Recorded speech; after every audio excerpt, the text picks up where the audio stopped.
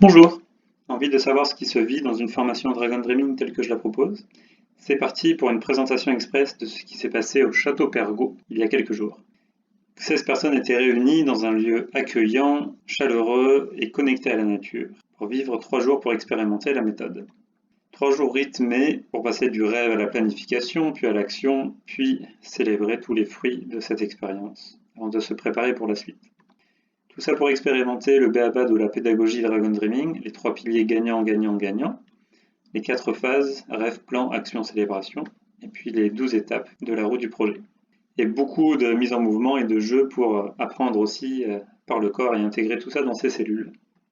Alors nous avons commencé par créer des Dream Teams, donc le groupe s'est réparti en 3 équipes, chacune s'est choisi un projet. Donc la team Banda Fuego, dont le projet était de faire un feu pendant les 3 jours. La team du Dragon Quintet, dont le but était de faire un spectacle, et la team de l'Arbre Rouge, dont la mission était de planter cet arbre au château.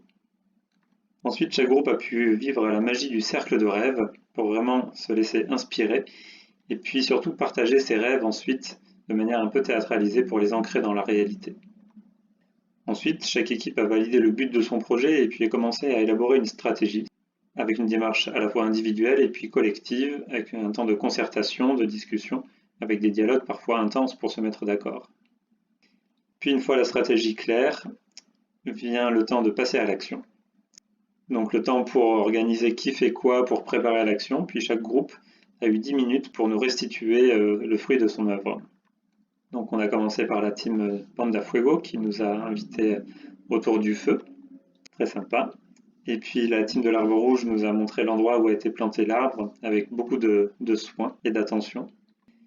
Et nous avons fini par le spectacle du Dragon Quintet mêlant impro et talent artistique qui nous a bien fait rire, avec beaucoup d'émotion. Tout ça en très peu de temps. Et on a fini par un jeu collectif avant d'atterrir ensemble pour un temps de célébration, c'est-à-dire d'apprentissage, de reconnaissance des résultats, mais aussi de déposer ce qui a besoin de l'être pour être composté avant de se lancer dans le dernier processus qui est le cercle de gratitude. Tout ça pour repartir le cœur léger et joyeux. Avant la suite. La suite constituée de 4 temps de supervision collective pour soutenir la mise en œuvre de la méthode dans ses projets concrets, ses projets personnels et collectifs, pro ou personnels, pour vraiment acquérir tous les fondements de la méthode. Voilà, en quelques mots, ce qui s'est passé au Château Pergaud il y a quelques jours. Si vous souhaitez découvrir les prochaines formations, rendez-vous sur le site rêvedudragon.org ou mon site ecodream.pro. À très bientôt, au revoir.